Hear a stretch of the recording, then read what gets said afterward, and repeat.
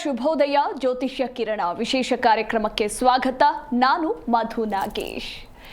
ವೀಕ್ಷಕರೇ, ನಮ್ಮ ಇವತ್ತಿನ ಕಾರ್ಯಕ್ರಮದಲ್ಲಿ ತೀರ್ಥಯಾತ್ರೆಯ ಕುರಿತಾಗಿ ಮಾತನಾಡೋಣ, ಮಾಹಿತಿಯನ್ನು ತಿಳಿದುಕೊಳ್ಳೋಣ. ಅಂದರೆ ನಮ್ಮ ಹಿಂದೂ ಧರ್ಮದಲ್ಲಿ ತೀರ್ಥಯಾತ್ರೆಗೆ ವಿಶೇಷವಾದಂತಹ ಮಹತ್ವ ಇದೆ ಅಂತಲೇ ಹೇಳಬಹುದು.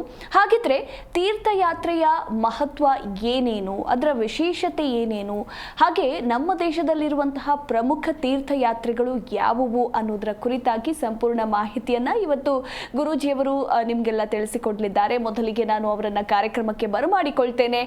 ನನ್ನ ಜೊತೆ ಇದ್ದಾರೆ ವಂಶ ಪಾರಂಪರ್ಯ ಜ್ಯೋತಿಷ್ಯರು ಹಾಗೆ ಆಧ್ಯಾತ್ಮಿಕ ಚಿಂತಕರಾಗಿರುವ ನಾಗೇಶ್ ಗುರೂಜಿ. ಗುರೂಜಿ, ಕಾರ್ಯಕ್ರಮಕ್ಕೆ ಆತ್ಮೀಯ ಸ್ವಾಗತ.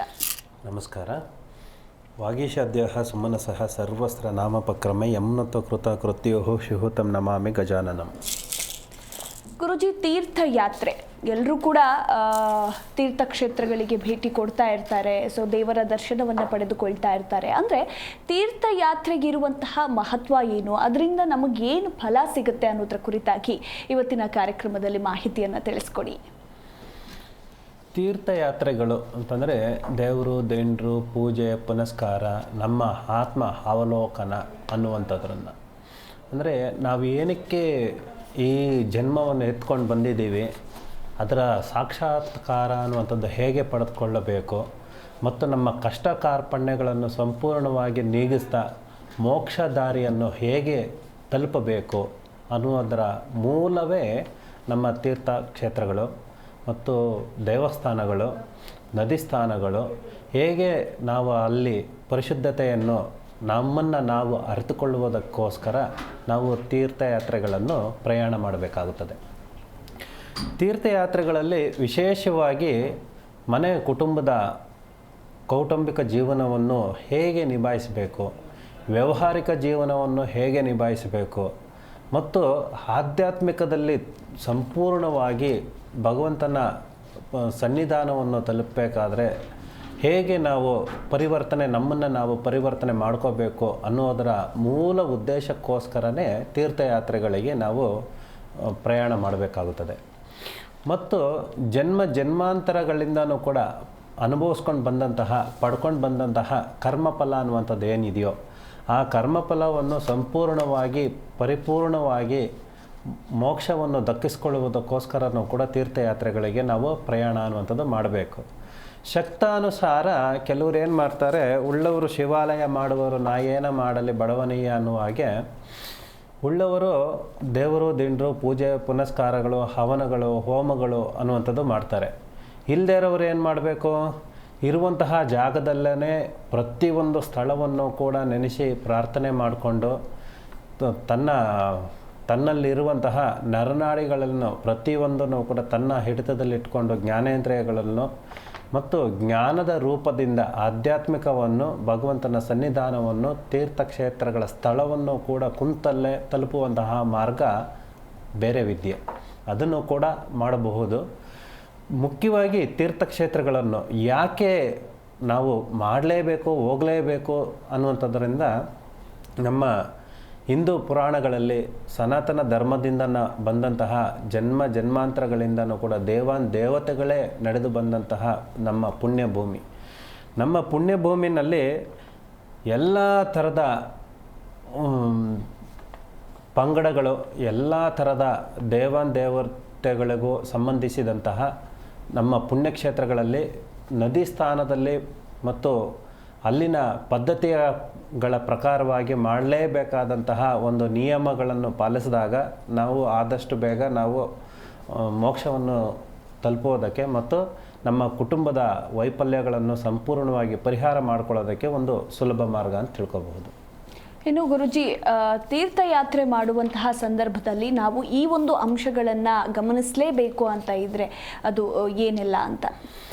ಮುಖ್ಯವಾಗಿ ತೀರ್ಥಯಾತ್ರೆಗಳಲ್ಲಿ ನಾವು ಯಾವತ್ತು ಪ್ರಯಾಣ ಮಾಡಬೇಕು ಅಂತ ಅಂದ್ಕೊಳ್ತೇವೋ ಆವತ್ತು ಹಿಂದಿನ ದಿನದಿಂದನೇ ಮನೆ ಮತ್ತು ಮನಸ್ಸು ಎಷ್ಟು ಜನ ಹೋಗ್ತಾ ಇದ್ದೀವಿ ಅನ್ನುವಂಥದ್ದು ಎಲ್ಲರಲ್ಲೂ ಕೂಡ ಶುಚಿತ್ವ ಅನ್ನುವಂಥದ್ದು ತುಂಬ ಪ್ರಾಮುಖ್ಯತವಾಗಿ ಕೊಡಬೇಕಾಗುತ್ತದೆ. ಮತ್ತು ತೀರ್ಥಯಾತ್ರೆಗಳಿಗೆ ಯಾವ ಜಾಗಕ್ಕೆ ಹೋಗ್ತಾ ಇದ್ದೀವಿ ಅಂತಂದರೆ ಯಾವ ಸಂಕಲ್ಪ ಇಟ್ಟುಕೊಂಡು ಯಾವ ದರ್ಶನ ಮಾಡೋಕ್ಕೆ ಹೋಗ್ತಾ ಇದ್ದೀವಿ ಅನ್ನುವಂಥದ್ರ ನಿಯಮಗಳನ್ನು ಸಂಪೂರ್ಣವಾಗಿ ಪಾಲನೆ ಮಾಡಿದಾಗ ಮತ್ತು ಎಲ್ಲಿಗೆ ಹೋಗ್ತೀವೋ ಅಲ್ಲಿನ ಪದ್ಧತಿಗಳನ್ನು ಸಂಪೂರ್ಣವಾಗಿ ನಾವು ಚಾಚು ಚೊಪ್ಪದಿರ ಅಲ್ಲಿನ ಪದ್ಧತಿಗಳ ಪ್ರಕಾರವಾಗಿ ನಡೆದುಕೊಂಡಾಗ ಅಲ್ಲಿನ ಫಲಾಪೇಕ್ಷೆ ಅನ್ನುವಂಥದ್ದು ನಮಗೆ ದಕ್ಕುತ್ತದೆ. ಮತ್ತು ನಮ್ಮ ಸಂಕಲ್ಪ ಅನ್ನುವಂಥದ್ದು ಮನೆಯಿಂದ ಬಿಡುವಾಗಲೇ ನಮ್ಮ ಸಂಕಲ್ಪ ಅನ್ನುವಂಥದ್ದು ದೃಢವಾದ ಸಂಕಲ್ಪ ಅನ್ನುವಂಥದ್ದು ಆಗಿರಬೇಕು ಮತ್ತು ಅಷ್ಟು ಶ್ರದ್ಧಾ ಭಕ್ತಿಯಿಂದನೂ ಕೂಡ ಮಾಡಬೇಕಾಗುತ್ತದೆ. ಮತ್ತು ಅದು ಸ್ವಯಂ ಅಲ್ದಿರ ತನ್ನಕ್ಕೆ ತಾನು ವೃದ್ಧಿಪಡಿಸ್ಕೊಳ್ಳೋದಕ್ಕೆ ಅಲ್ದಿರ ಮನೆ ಕುಟುಂಬಕ್ಕೆ ಸಮೇತವಾಗಿ ಮತ್ತು ಭಗವಂತ ಮೆಚ್ಚಬೇಕು ಅನ್ನುವಂತಹ ರೀತಿಯಲ್ಲಿ ಸಂಕಲ್ಪ ಇಟ್ಕೊಂಡು ನಾವು ಮಾಡಿದಾಗ ಆ ತೀರ್ಥಕ್ಷೇತ್ರಕ್ಕೆ ಹೋದಾಗ ಮತ್ತು ಅಲ್ಲಿನ ಪರಿಪಾಲನೆ ಮಾಡಿದಾಗ ಅದಕ್ಕೆ ತಕ್ಕಂತೆ ಪ್ರತಿಫಲ ಅನ್ನುವಂಥದ್ದು ಖಂಡಿತವಾಗ್ಲೂ ಕೂಡ ಸಿಗುತ್ತದೆ. ಹಾಗೆ ನಮ್ಮ ಭಾರತೀಯ ಪ್ರಮುಖ ತೀರ್ಥಕ್ಷೇತ್ರಗಳ ಕುರಿತಾಗಿ ಮಾಹಿತಿಯನ್ನು ತಿಳಿಸ್ಕೊಡಿ ಗುರುಜಿ. ನಮ್ಮ ಇಡೀ ಭೂಮಂಡಲದಲ್ಲೇ ವಿಶ್ವದಲ್ಲೇ ನಮ್ಮ ಭರತಖಂಡ ಅನ್ನುವಂಥದ್ದು ಏನಿದೆಯೋ ಇದು ನಿಜವಾಗ್ಲೂ ಹೇಳಬೇಕು ಅಂತಂದರೆ ನಮ್ಮ ಹೃದಯ ಭಾಗ. ನಮ್ಮ ಭರತ ಭೂಮಿ ಇಡೀ ನಮ್ಮ ದೇಹಕ್ಕೆ ಹೃದಯ ಭಾಗ ಸಂಪೂರ್ಣವಾಗಿ ನಿಂತೋಗ್ಬಿಟ್ರೆ ಎಲ್ಲ ದೇಹ ಭಾಗಗಳನ್ನು ಕೂಡ ತಟಸ್ಥ ಆಗ್ಬಿಡ್ತವೆ. ಹಾಗೆ ಇಡೀ ಸನಾತನ ಧರ್ಮಕ್ಕೆ ಹಿಂದೂ ಧರ್ಮಕ್ಕೆ ಪುಣ್ಯಭೂಮಿ ದೇವತೆಗಳು ನಡೆದಾಡಿದಂತಹ ನಮ್ಮ ಭರತ ಖಂಡ ಏನು ಅಂತದ್ದು ಏನಿದೆಯೋ ಎಲ್ಲ ಕ್ಷೇತ್ರಗಳಲ್ಲೂ ಕೂಡ ಪುಣ್ಯಕ್ಷೇತ್ರಗಳು ಪ್ರತ್ಯೇಕವಾಗಿ ಇದ್ದಾವೆ. ಖಂಡಿತವಾಗ್ಲೂ ಕೂಡ ಶಕ್ತಿಪೀಠಗಳು ಇದ್ದಾವೆ, ಜ್ಯೋತಿರ್ಲಿಂಗಗಳಿದ್ದಾವೆ ಮತ್ತು ವಿಷ್ಣುವಿನ ಅಂಶ ಅನ್ನುವಂಥದ್ದು ಕೂಡ ಸಂಪೂರ್ಣವಾಗಿ ಅನ್ನುವಂಥದ್ದು ಇದೆ. ಆದ್ರೂ ಕೂಡ ಇಡೀ ನಮ್ಮ ಭರತ ಭೂಮಿನೇ ನಮ್ಮ ದೇಗುಲ. ಹೀಗಿರುವಾಗ ಪ್ರತ್ಯೇಕವಾಗಿ ಅದರಲ್ಲೂ ಕೂಡ ಆಯ್ಕೆಗಳು ಅನ್ನುವಂಥದ್ದು ಮಾಡ್ಕೊಳ್ಳೋದ್ರಲ್ಲಿ ಜ್ಯೋತಿರ್ಲಿಂಗಗಳು ಸಂಪೂರ್ಣವಾಗಿ ಎಲ್ಲ ಜ್ಯೋತಿರ್ಲಿಂಗಗಳನ್ನು ಕೂಡ ಪ್ರಾಮುಖ್ಯತೆಯೇ, ಪಂಚಲಿಂಗಗಳನ್ನು ಕೂಡ ಪ್ರಾಮುಖ್ಯತೆಯೇ ಮತ್ತು ಶಕ್ತಿಪೀಠಗಳು ಅನ್ನುವಂಥದ್ದು ಏನಿದೆಯೋ 108 ಶಕ್ತಿಪೀಠಗಳಲ್ಲಿ ಮುಖ್ಯವಾಗಿ 18 ಶಕ್ತಿಪೀಠಗಳನ್ನ ಮೇರು ಪರ್ವತವಾಗಿ ಪೂಜೆ ಮಾಡ್ತೀವಿ, ಸಲ್ಲಿಸ್ತೀವಿ. ಆ ಕ್ಷೇತ್ರಗಳಿಗೆ ಕಂಪಲ್ಸರಿನೇ ಖಂಡಿತವಾಗ್ಲೂ ಕೂಡ ಹೋಗಲೇಬೇಕಾಗುತ್ತದೆ ನಮ್ಮ ಹಿಂದೂ ಧರ್ಮ ಅನ್ನುವಂಥದ್ದು ಜನ್ಮವೆತ್ತದ ಮೇಲೆ. ಈ ಇಷ್ಟೂ ಕೂಡ ಪ್ರಾಮುಖ್ಯತೆಯಾಗಿ ನಾವು ಚಾಚುತ್ಯಬ್ದರ ಈ ಜನ್ಮದಲ್ಲೇ ನಾವು ಸಂಪೂರ್ಣವಾಗಿ ತಲುಪಿದ್ರೆ ನಾವು ಭಗವಂತನನ್ನು ಖಂಡಿತವಾಗ್ಲೂ ಕೂಡ ನೋಡೋದಕ್ಕೆ, ಭಗವಂತನ ಸನ್ನಿಧಾನವನ್ನು ತಲುಪೋದಕ್ಕೂ ಕೂಡ ಖಂಡಿತವಾಗ್ಲೂ ಕೂಡ 7 ಜನ್ಮಗಳು ಬೇಕಾಗಿಲ್ಲ. ಈ ಜನ್ಮಗಳೆಲ್ಲ ಇಷ್ಟೂ ಕೂಡ ಯಾವುದು 12 ಜ್ಯೋತಿರ್ಲಿಂಗಗಳು, 5 ಪಂಚಲಿಂಗಗಳು ಮತ್ತು 18 ಶಕ್ತಿಪೀಠಗಳು ಇಷ್ಟನ್ನು ತಲುಪಿದ್ರೇ ಸಾಕು ಭಗವಂತನ ಖಂಡಿತವಾಗ್ಲೂ ಕೂಡ ಈ ಜನ್ಮಕ್ಕೆ ನಾವು ಮೋಕ್ಷ ಪಡ್ಕೊಳ್ಳೋದಕ್ಕೆ ಸಾರ್ಥಕ ಆಗುತ್ತದೆ. ಇನ್ನು ಗುರುಜಿ, ತೀರ್ಥಯಾತ್ರೆ ಅಂದರೆ ತೀರ್ಥಕ್ಷೇತ್ರ ಎಷ್ಟು ಮಹತ್ವವನ್ನು ಪಡೆದುಕೊಂಡಿದೆಯೋ ಅಷ್ಟೇ ಮಹತ್ವ ತೀರ್ಥ ಸ್ನಾನ ಕೂಡ ಪಡೆದುಕೊಂಡಿದೆ ಅಂತ ಹೇಳಿದ್ರೆ ತಪ್ಪಾಗೋದಿಲ್ಲ. ಸೊ ತೀರ್ಥ ಸ್ನಾನದ ಕುರಿತಾಗಿ ಮಾಹಿತಿಯನ್ನು ತಿಳಿಸ್ಕೊಡಿ. ಅಂದರೆ ಯಾಕೆ ಮಾಡಬೇಕು, ನಿಜಕ್ಕೂ ತೀರ್ಥ ಸ್ನಾನವನ್ನು ಮಾಡಿದರೆ ಪಾಪ ವಿಮೋಚನೆ ಎಲ್ಲ ಆಗುತ್ತಾ ಅಂತ? ಖಂಡಿತವಾಗ್ಲೂ ಆಗುತ್ತದೆ.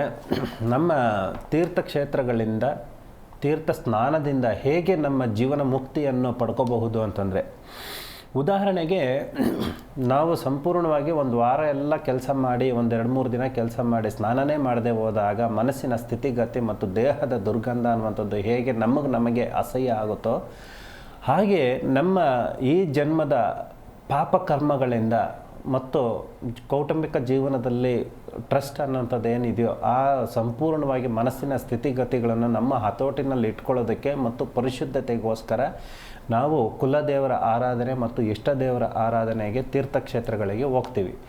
ಅಲ್ಲಿನ ತೀರ್ಥಕ್ಷೇತ್ರಗಳಿಗೆ ಹೋದಾಗ ಸಂಪೂರ್ಣವಾಗಿ ಅಲ್ಲಿನ ಪದ್ಧತಿಗಳ ಪ್ರಕಾರವಾಗಿ ನಾವು ಪಾಲನೆ ಮಾಡಬೇಕು ಮತ್ತು ನಮಗೆ ಇಷ್ಟ ಕಷ್ಟಗಳು ಅನ್ನುವಂಥದ್ದು ಏನಿದೆಯೋ ಅದನ್ನು ಸಂಪೂರ್ಣವಾಗಿ ಒಂದು ಬಿಳಿ ಬಟ್ಟೆಯಲ್ಲಿ ಅರ್ಶಿಣದ ಬಟ್ಟೆ ಅನ್ನುವಂಥದ್ದು ಮಾಡಿ ನಮ್ಮ ಕುಲದೇವರ ಆರಾಧನೆ ಮತ್ತು ಇಷ್ಟ ದೇವರ ಆರಾಧನೆಯನ್ನು ಕೂಡ ಹೆಸರನ್ನು ಕೂಡ ಬರೆದು ನಮ್ಮ ಇಡೀ ಕುಟುಂಬದವರ ಹೆಸರುಗಳನ್ನು ಕೂಡ ಬರೆದು ನಮ್ಮ ಇಷ್ಟ ಕಷ್ಟಗಳು ಏನಿರುತ್ತೋ ನಮ್ಮ ಸಂಕಲ್ಪ ಎನ್ನುವಂಥದ್ದು ಏನಿರುತ್ತೋ ಅದರಲ್ಲೂ ಕೂಡ ಬರೆದು ₹1 ಕಾಸು ಅನ್ನುವಂಥದ್ದಿಟ್ಟು ಕಾಣಿಕೆಯಾಗಿ ಕಟ್ಟು ಆ ಬಟ್ಟೆಯನ್ನಲ್ಲೇ ಅಲ್ಲಿನ ಯಾವ ಜಾಗದಲ್ಲಿ ನಾವು ತಂಗುತ್ತೀವೋ ಅಲ್ಲಿ ಸಂಪೂರ್ಣವಾಗಿ ನಿದ್ದೆ ಮಾಡುವಾಗ ಅದು ತಲೆ ಕೆಳಗಡೆ ಇಟ್ಕೊಂಡು ದಿಂಬು ಕೆಳಗಡೆ ಇಟ್ಕೊಂಡು ಪ್ರಾರ್ಥನೆ ಮಾಡಿಕೊಂಡು ನಮ್ಮ ಕನಸಿನ ರೂಪದಲ್ಲಿ ನಮಗೆಲ್ಲವನ್ನೂ ಕೂಡ ನಮ್ಮ ಸಂಕಲ್ಪ ಏನಿದೆಯೋ ಭಗವಂತನಿಗೆ ತಟ್ಟುತ್ತೆ.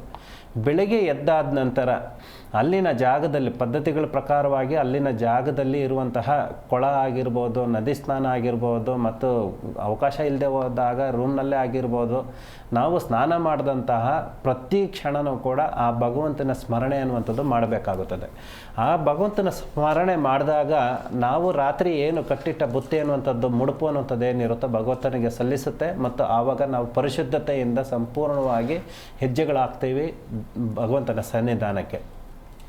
ಅಲ್ಲಿ ಹೋದಾಗ ಅಲ್ಲಿನ ಪ್ರಸಾದಗಳು, ನೈವೇದ್ಯಗಳು ಮತ್ತು ಪೂಜಾ ಪುನಸ್ಕಾರಗಳು, ಹೋಮ ಮಾಡ್ತಿರೋ, ಹವನ ಮಾಡ್ತಿರೋ, ಕುಂಕುಮಾರ್ಚನೆ ಮಾಡ್ತಿರೋ, ಮತ್ತು ಇಷ್ಟ ಸಿದ್ಧಿಗಾಗಿ ಏನೇನು ನೀವು ಸಂಕಲ್ಪ ಅನ್ನುವಂಥದ್ದು ಮಾಡ್ಕೊಂಡಿರ್ತೀವೋ ಅದನ್ನೆಲ್ಲನೂ ಕೂಡ ಸಂಪೂರ್ಣವಾಗಿ ನೆರವೇರಿಸಿದಾಗ, ಅಲ್ಲಿಂದ ಹೊರಗಡೆ ಬಂದಾಗ ಅಲ್ಲಿನ ಪ್ರಸಾದದ ಏನು ಕೊಡ್ತಾರೋ, ಹೂವು, ಹಣ್ಣು, ತೀರ್ಥ ಅನ್ನುವಂಥದ್ದು ಏನು ಕೊಡ್ತಾರೋ ಅದನ್ನು ತೆಗೆದುಕೊಂಡು ಅಲ್ಲಿನ ಜಾಗದಲ್ಲೇ ಒಂದು 10-15 ನಿಮಿಷ ಪೂಜೆ ಧ್ಯಾನ ಅನ್ನುವಂಥದ್ದು ಮಾಡಿದ ನಂತರ ರಾತ್ರಿ ಕಟ್ಟಿದ್ದ ಏನು ನಮ್ಮ ಮುಡುಪು ಅನ್ನುವಂಥದ್ದು ಏನಿರುತ್ತೋ ಈ ತೀರ್ಥ ಜೊತೆಗೆ ಸೇರಿಸಿಕೊಂಡು ಮತ್ತೆ ಅಲ್ಲಿರುವಂತಹ ಯಾವುದೇ ಒಂದು ಕೊಳಕ್ಕಾಗಿರ್ಬೋದು, ನದಿ ಸ್ಥಾನಕ್ಕಾಗಿರ್ಬೋದು, ಮತ್ತು ಹುತ್ತದಲ್ಲಾಗಿರ್ಬೋದು, ಮತ್ತು ಅಶ್ವತ್ಥಕಟ್ಟೆಗಾಗಿರ್ಬೋದು ಅಲ್ಲಿಗೆ ಅರ್ಪಿಸಿದಾಗ ನಮ್ಮ ಸಂಕಲ್ಪ ಅನ್ನುವಂಥದ್ದು ಸಂಪೂರ್ಣವಾಗಿ ಅಲ್ಲಿಗೆ ನಮ್ಮ ಕಷ್ಟ ಕಾರ್ಪಣ್ಯಗಳು ಏನಿರುತ್ತೋ ಪರಿಹಾರ ಅನ್ನುವಂಥದ್ದು ಆಗುತ್ತದೆ. ಮತ್ತು ಆ ದಿನದಿಂದನೇ ನಮಗೆ ಮನೆ ಕುಟುಂಬದ ಕಡೆ ಬಂದಾಗ ನಮ್ಮ ಅಲ್ಲಿಂದ ಪಾಪಕರ್ಮಗಳೆಲ್ಲನೂ ಕೂಡ ಕಳೆದೋಯ್ತು. ನಮಗೆ ನೆಮ್ಮದಿಯ ಜೀವನ ಅನ್ನುವಂಥದ್ದು ನಾವೇನು ಅಂದ್ಕೊಂಡಿದ್ವೋ ಅದನ್ನು ಸಾಧನೆ ಮಾಡೋದಕ್ಕೆ ಒಂದು ಸುಲಭ ಉಪಾಯ. ಇನ್ನು ಗುರೂಜಿ ಕಾಲರ್ ಇದ್ದಾರೆ, ಮಾತಾಡ್ಸೋಣ. ಹಲೋ, ನಮಸ್ತೆ ಸರ್, ನಿಮ್ಮ ಹೆಸರು?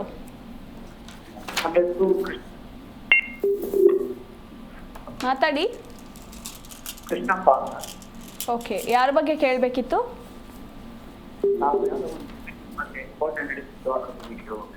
ನಿಮ್ಮ ಧ್ವನಿ ಸರಿಯಾಗಿ ಕೇಳಿಸ್ತಿಲ್ಲ ಸರ್ ನಮಗೆ.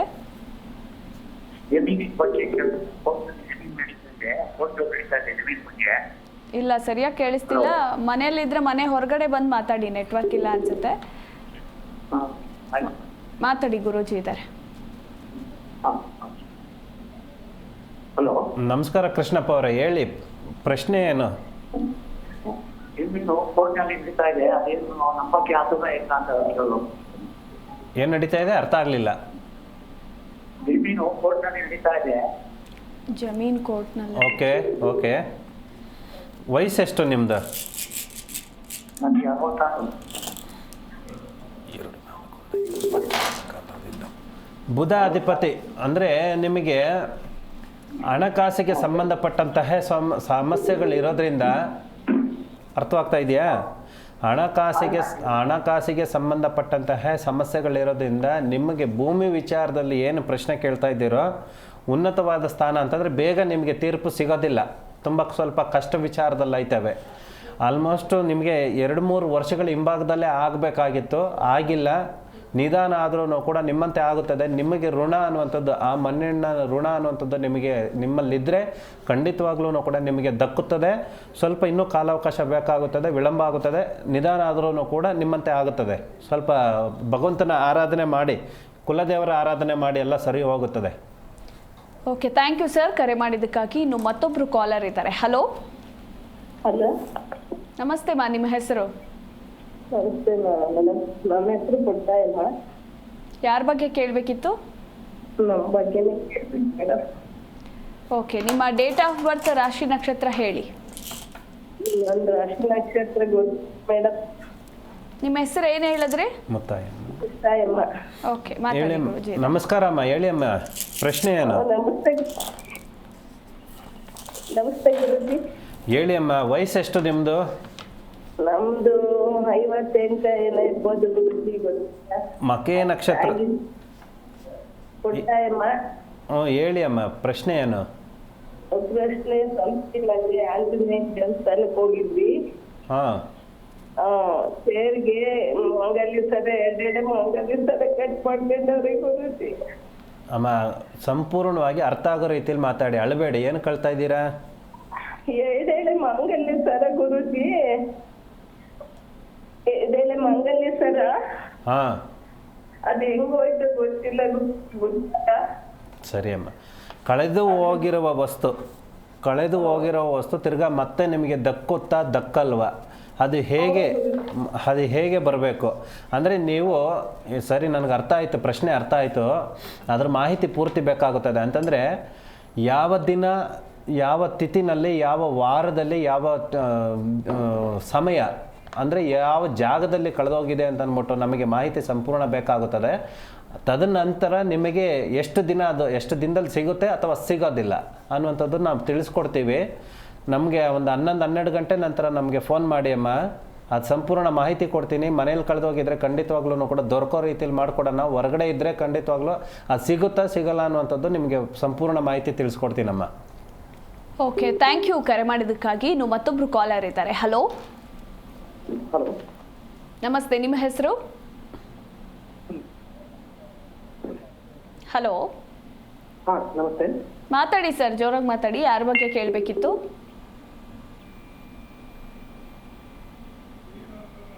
ಟಿವಿ ನೋಡ್ಕೊಂಡು ಮಾತಾಡ್ತಿದ್ರೆ ದಯವಿಟ್ಟು ಮ್ಯೂಟ್ ಮಾಡಿ. ಹಾಂ, ಅವ್ರಿಗೆ ಬಂದೆ. ಹಾಂ, ಹೇಳಿ, ನಮಸ್ತೆ. ಯಾರ ಬಗ್ಗೆ ಕೇಳಬೇಕಿತ್ತು ಹೇಳಿ. ನಮ್ಮ ಅಣ್ಣಾರ ಬಗ್ಗೆ ಕೇಳಿತ್ತು. ಅವರ ಡೇಟ್ ಆಫ್ ಬರ್ತ್ ಹಾಗೆ ರಾಶಿ ನಕ್ಷತ್ರ ತಿಳಿಸಿ. ಗೊತ್ತಿಲ್ಲ, ಚಂದ್ರಯ್ಯ ಅಂತ. ಹೆಸರು? ಚಂದ್ರಯ್ಯ. ಓಕೆ, ಮಾತಾಡಿ, ಗುರೂಜಿ ಇದ್ದಾರೆ. ಸರ್ ನಮಸ್ತೆ. ನಮಸ್ಕಾರ. ಹೇಳಿಯಪ್ಪ, ಯಾವ ಊರು, ಜನ್ಮಸ್ಥಳ ಯಾವುದು? ಹುಕ್ಕೇರಿ ತಾಲೂಕು, ಬೆಳಗಾವಿ. ಹೇಳಿ, ಪ್ರಶ್ನೆ ಏನು? ಸ್ವಲ್ಪ ಆರೋಗ್ಯದಲ್ಲಿ ವ್ಯತ್ಯಾಸ ಆಗ್ತಾ ಇದೆ. ಅವ್ರ ವಯಸ್ಸು ಇನ್ನೊಂದು ಸರಿ ಹೆಸರು ಮತ್ತು ವಯಸ್ಸು ಕೊಡ್ತೀರಾ? ಚಂದ್ರಯ್ಯ, ಹಾಂ, ವಯಸ್ಸು 45. ಡೈಲಿ ನೋಡ್ತಾ ಇದೀವಿ ಕಾರ್ಯಕ್ರಮ, ಮತ್ತು ತುಂಬಾ ದಿನದ ಟ್ರೈ ಮಾಡ್ತಾ ಇದ್ದೀವಿ. ಕನೆಕ್ಟ್ ಆಗ್ತಾ ಇಲ್ಲ. ಇವತ್ತು ಬರ್ತಾ ಇದ್ದಾರೆ, ತುಂಬಾ ಚೆನ್ನಾಗಿ ಬರ್ತಾ ಇದ್ದಾರೆ. ಆರೋಗ್ಯ ವಿಷಯದಲ್ಲಿ ಕೇಳಿದ್ರಿ, ತುಂಬ ಧನ್ಯವಾದಗಳು. ಆರೋಗ್ಯದ ವಿಷಯದಲ್ಲೇ ಕೇಳ್ತಾ ಇದ್ದೀರಾ. ಅವರಿಗೆ ಕುಜಾಧಿಪತಿ ಅಂದರೆ ಮಂಗಳನ ಅಧಿಪತಿಯಾಗಿ ಸ್ವಲ್ಪ ನಷ್ಟ ವಿಚಾರದಲ್ಲಿ ಬರ್ತಾ ಇದ್ದಾವೆ, ಸರಿನಾ? ನಿಮಗೆ ಹಾಸ್ಪಿಟ್ಲ್ ಕಡೆಯಿಂದ ಅಲ್ದಿರ ನಿಮಗೆ ಆಧ್ಯಾತ್ಮಿಕವಾಗಿ ಜ್ಯೋತಿಷ್ಯದ ರೂಪದಲ್ಲಿ ನಿಮಗೇನಾದ್ರೂ ಕೂಡ ತೊಡಕುಗಳು ಅನ್ನುವಂಥದ್ದು ಕಣ್ಣು ಕಾಣಿಸ್ತಾ ಇದ್ದರೆ ನೀವೇನು ಮಾಡಿ ಅಂತಂದರೆ ಹತ್ತಿರದಲ್ಲಿ ಇರುವಂತಹ ಯಾವುದೇ ಒಂದು ದೇವಸ್ಥಾನಕ್ಕೆ ಹೋಗಿ ಅವ್ರ ಹೆಸರಿನಲ್ಲಿ ಒಂದು ಕುಂಕುಮಾರ್ಚನೆ ಅನ್ನುವಂಥದ್ದು ಮಾಡಿಸಿ, ಪೂಜೆ ಮಾಡಿಸಿ. ಎರಡನೇದು ಬಂದು ನಾರಾಯಣ ಬಲಿ ಅನ್ನುವಂಥದ್ದು ಬರುತ್ತದೆ, ಅದನ್ನು ಕೂಡ ಮಾಡಿಸಿ ಅವ್ರ ಹೆಸರಿನಲ್ಲಿ. ಮೂರನೇದಾಗಿ ಹುತ್ತ ಅನ್ನುವಂಥದ್ದು ಏನಿರುತ್ತೆ, ಹುತ್ತದ ಮಣ್ಣು ಸ್ವಲ್ಪ ಎತ್ಕೊಂಡು ಬಂದು ಅವ್ರು ಪ್ರತಿದಿನ ಹಣೆಗೂ ಇಡಿ ಮತ್ತು ಸ್ವಲ್ಪ ನೀರಿಗೆ ಹಾಕ್ಬಿಟ್ಟು ಸೋಸಿಬಿಟ್ಟು ಅದನ್ನು ನೀರು ಕುಡಿಯೋದಕ್ಕೆ ಕೇಳಿ. ಸಾಧ್ಯವಾದಷ್ಟು ಅವ್ರಿಗಿರುವಂತಹ ಕುಜನಿಗೆ ಸಂಬಂಧಪಟ್ಟಂತಹ ಸರ್ಪದೋಷ ಅನ್ನುವಂಥದ್ದು ಏನಾದರೂ ಇದ್ದರೆ ಸ್ವಲ್ಪ ಪರಿಹಾರ ಅನ್ನುವಂಥದ್ದು ಕಂಡು ಬರ್ತದೆ. ಆರೋಗ್ಯದ ದೃಷ್ಟಿಯಿಂದ ನೀವು ಕೇಳ್ತಾ ಇರೋದ್ರಿಂದ ಏನೇ ಸಮಸ್ಯೆಗಳಿದ್ರೂ ಕೂಡ ಸಾಧ್ಯವಾದಷ್ಟು ಸ್ವಲ್ಪ ಕಡಿಮೆ ಆಗುತ್ತದೆ. ಒಳ್ಳೆಯದಾಗಲಿ. ಓಕೆ, ಥ್ಯಾಂಕ್ ಯು ಸರ್ ಕರೆ ಮಾಡಿದ್ದಕ್ಕಾಗಿ. ಎಸ್ ಗುರುಜಿ, ಇನ್ನು ಇವತ್ತಿನ ದಿನದ ದ್ವಾದಶ ರಾಶಿಗಳ ದಿನ ಭವಿಷ್ಯ ತಿಳಿಸ್ಕೊಡಿ. ಈ ದಿನದ ವಿಶೇಷತೆ, ಪಂಚಾಂಗದ ಈ ದಿನ ಜನ್ಮ ಕುಂಡಲಿನಲ್ಲಿ ಮತ್ತು ಸೂರ್ಯನಿಗೆ ಸಂಬಂಧಿಸಿದಂತೆ, ಚಂದ್ರ ಮಹಾತ್ಮನಿಗೆ ಸಂಬಂಧಿಸಿದಂತೆ ಪ್ರಥಮವಾಗಿ ಮೇಷರಾಶಿಗೆ ಈ ದಿನದ ಫಲಾಫಲಗಳು. ಮೇಷರಾಶಿಗೆ ಸಂಬಂಧಿಸಿದಂತೆ ಎಲ್ಲ ಕೆಲಸ ಕಾರ್ಯಗಳು, ಹಣಕಾಸು ಮತ್ತು ದೈಹಿಕವಾಗಿ ಮತ್ತು ಮಾನಸಿಕವಾಗಿ ಎಲ್ಲ ರೂಪದಲ್ಲೂ ಕೂಡ ವೃದ್ಧಿಯಾಗುವಂತಹ ಮಾರ್ಗ ಅನ್ನುವಂಥದ್ದು ಶುಭ ದಿನ. ಈ ದಿನ ಸಾಧ್ಯವಾದಷ್ಟು ಕೂಡ ಯಾರು ವೃಷಭ ರಾಶಿಗೆ, ಮೇಷರಾಶಿಗೆ ಸಂಬಂಧಿಸಿದಂತೆ ನಿಮಗೆ ಯಾವುದು ಉನ್ನತವಾದ ಸ್ಥಾನ ನೀವು ತಲುಪಬೇಕು ಮತ್ತು ಯಾವುದು ನಿಮ್ಮ ಗುರಿಗೆ ತಲುಪಬೇಕು ಅನ್ನೋಂಥದ್ದು ಇದೆಯೋ ಅದನ್ನು ಸಾಧ್ಯವಾದಷ್ಟು ನಿಮ್ಮತ್ತೆ ಮಾಡ್ಕೊಳ್ಳೋದಕ್ಕೆ ನಂಬರ್ 5 ಸ್ವಲ್ಪ ಸಾಧ್ಯವಾದಷ್ಟು ಕೂಡ ಪಾಲನೆ ಮಾಡಿ ಮತ್ತು ಬಿಳಿ ಬಟ್ಟೆಯನ್ನು ಸಾಧ್ಯವಾದಷ್ಟು ಧರಿಸಿ ನಿಮಗೆಲ್ಲ ರೂಪದಲ್ಲೂ ಕೂಡ ಅನುಕೂಲ ಅನ್ನುವಂಥದ್ದು ಆಗುತ್ತದೆ. ಎರಡನೇದು ವೃಷಭ ರಾಶಿಗೆ ಸಂಬಂಧಿಸಿದಂತೆ, ವೃಷಭ ರಾಶಿಯವರು ಈ ದಿನ ಒಂದು ಒಳ್ಳೆಯ ಕಾರ್ಯಕ್ಕೆ ಕೈ ಹಾಕ್ತಾ ಇದ್ದೀರಾ, ಆಗುವಂತಹ ಮನೋಬಲ ಅನ್ನುವಂಥದ್ದು ಇಟ್ಕೊಳ್ಳಿ, ಖಂಡಿತವಾಗ್ಲೂ ಸಕ್ಸಸ್ ಅನ್ನುವಂಥದ್ದು ಆಗುತ್ತದೆ.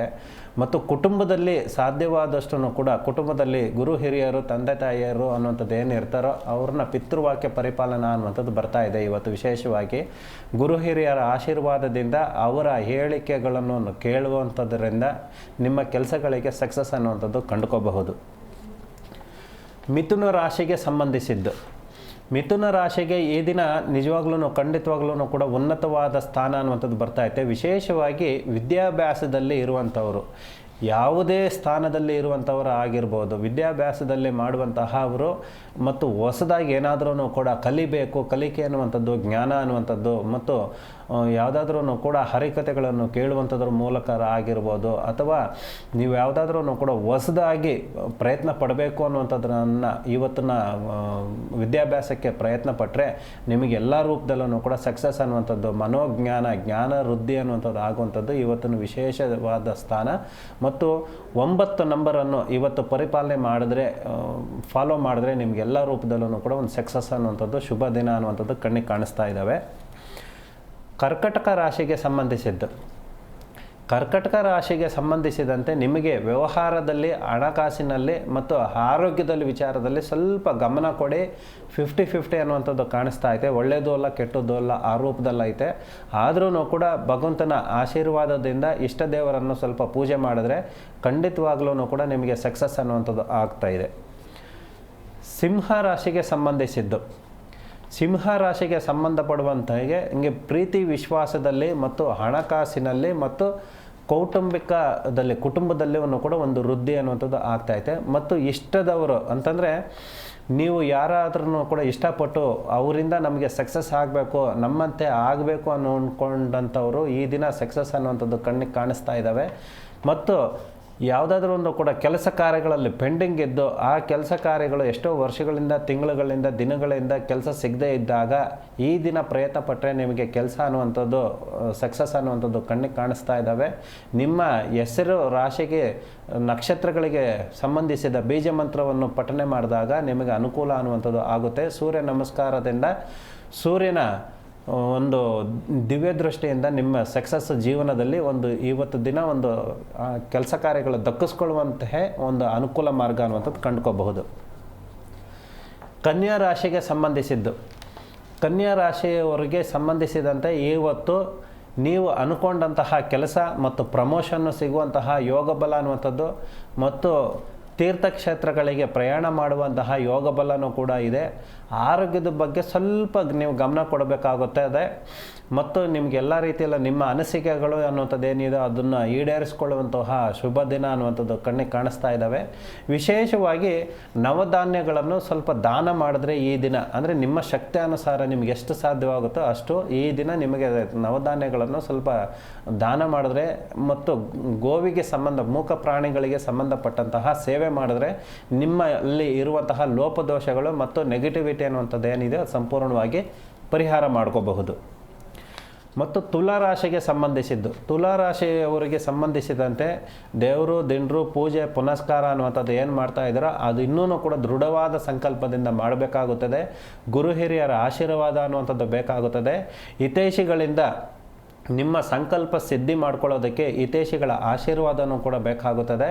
ಮತ್ತು ಕುಟುಂಬದಲ್ಲಿ ಇರುವಂತಹ ಎಲ್ಲ ಜನಾಂಗಗಳಿಂದ ಮತ್ತು ವಂಶದವರಿಂದನೂ ಕೂಡ ನಿಮಗೆ ಪ್ರೀತಿ ಪಾತ್ರರಿಂದನೂ ಕೂಡ ನಿಮಗೆ ಆಗಬೇಕಾಗಿರುವಂತಹ ಒಂದು ಅಡಚಣೆಗಳು ಅದನ್ನು ತಪ್ಪಿಸ್ಕೊಳ್ಳುವುದಕ್ಕೋಸ್ಕರ ಹಿತೈಷಿಗಳ ಆಶೀರ್ವಾದನೂ ಕೂಡ ಬೇಕಾಗುತ್ತದೆ ಮತ್ತು ಮಾರ್ಗದರ್ಶನ ಅನ್ನುವಂಥದ್ದು ಬೇಕಾಗುತ್ತದೆ. ಅದನ್ನು ಸ್ವಲ್ಪ ಪರಿಪಾಲನೆ ಮಾಡೋದಾದರೆ ವಂಶದವರಿಂದನೂ ಕೂಡ ನಿಮಗೆ ಕುಟುಂಬದಲ್ಲಿ ಒಂದು ಉನ್ನತವಾದ ಸ್ಥಾನ ಸಿಗುತ್ತದೆ ಅನ್ನುವಂಥದ್ದು ಈ ದಿನದ ವಿಶೇಷ ದಿನ. ವೃಶ್ಚಿಕ ರಾಶಿಗೆ ಸಂಬಂಧಿಸಿದ್ದು, ವೃಶ್ಚಿಕ ರಾಶಿನಲ್ಲಿ ಈ ದಿನದಲ್ಲಿ ಸ್ವಲ್ಪ ಅಡಚಣೆಗಳು ಅನ್ನುವಂಥದ್ದು ಕಾಣಿಸ್ತಾ ಇರ್ತವೆ. ಮನಸ್ಸಿನ ಸ್ಥಿತಿಗತಿಗಳನ್ನು ನಿಮ್ಮ ಹಿಡಿತದಲ್ಲಿ ಇಟ್ಕೊಳ್ಳಿ ಮತ್ತು ಇಷ್ಟ ಕಷ್ಟಗಳು ನೆರವೇರುವಂತಹ ದಿನ ಇದ್ರೂ ಕೂಡ ಗೊಂದಲಮಯವಾಗಿರ್ತದೆ ಇಡೀ ದಿನ. ಸ್ವಲ್ಪ ಸಾಧ್ಯವಾದಷ್ಟು ಕೂಡ ಇಷ್ಟ ದೇವರನ್ನು ಆರಾಧನೆ ಅನ್ನುವಂಥದ್ದು ಮಾಡಿದ್ರೆ ನಿಮ್ಮಲ್ಲಿ ಇರುವಂತಹ ಒಂದು ಲೋಪದೋಷವನ್ನು ಕೂಡ ಸರಿಪಡಿಸ್ಕೋಬೋದು. ಸ್ವಲ್ಪ ಜಾಗೃತೆಯಿಂದ ಇದ್ದರೆ ಒಳ್ಳೆಯದು. ಧನುಸ್ಸು ರಾಶಿಗೆ ಸಂಬಂಧಿಸಿದ್ದು, ಧನುಸ್ಸು ರಾಶಿ ಪ್ರಕಾರವಾಗಿ ಹಣಕಾಸು ಮತ್ತು ವಿದ್ಯಾಭ್ಯಾಸದಲ್ಲಿ ವಿಶೇಷ ಸ್ಥಾನಮಾನ ಅನ್ನುವಂಥದ್ದು ಇದೆ.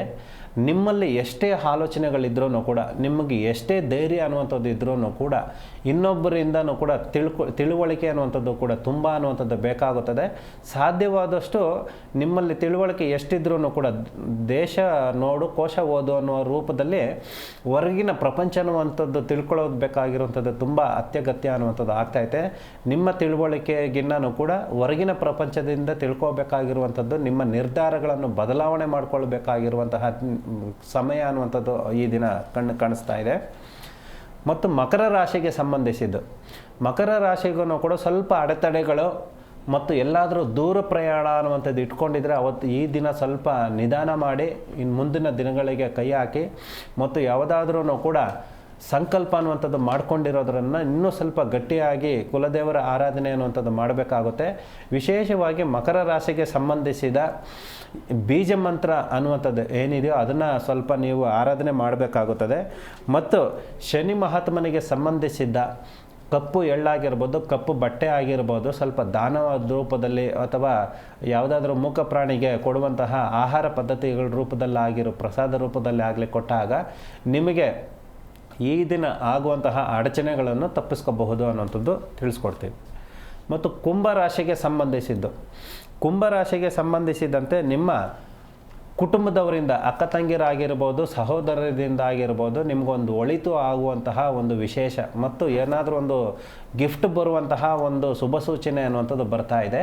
ಅಥವಾ ನೀವು ನಿಮ್ಮ ಕಡೆಯಿಂದ ಅವರಿಗೆ ಆಗಬೇಕಾಗಿರುವಂತಹ ಒಂದು ಸಹಾಯ ಅನ್ನುವಂಥದ್ದು ಏನಿದೆಯೋ ಅವರುಗಳಿಗೆ ಮಾಡಿದಾಗ ಅವರಿನ ಮನಸ್ಸಿನ ತೃಪ್ತಿಯಿಂದ ನಿಮಗೆ ಬರುವಂತಹ ಒಂದು ಸಂಕಲ್ಪ, ಒಂದು ಆಶೀರ್ವಾದದಿಂದ ನಿಮ್ಮಲ್ಲಿ ಇರುವಂತಹ ಅಡೆತಡೆಗಳು, ಕೆಲಸ ಕಾರ್ಯಗಳನ್ನು ಕೂಡ ಸಂಪೂರ್ಣವಾಗಿ ಪರಿಹಾರಕ್ಕೆ ಮೂಲ ಮಾರ್ಗ ಅನ್ನುವಂಥದ್ದು ಅಕ್ಕ ತಂಗಿಯರಿನಲ್ಲಿ ಮತ್ತು ಸಹೋದರರಲ್ಲಿ, ಸಹಪಾಠಿಗಳಿಗೆ ನೀವು ನಿಮ್ಮಿಂದ ಸಹಾಯ ಅನ್ನುವಂಥದ್ದು ಬಯಸ್ತಾ ಇದ್ದರೆ ನಿಮ್ಮ ಕೈಲಾದಷ್ಟನ್ನು ಕೂಡ ಅವರಿಗೆ ಮಾಡಿಕೊಡಿ.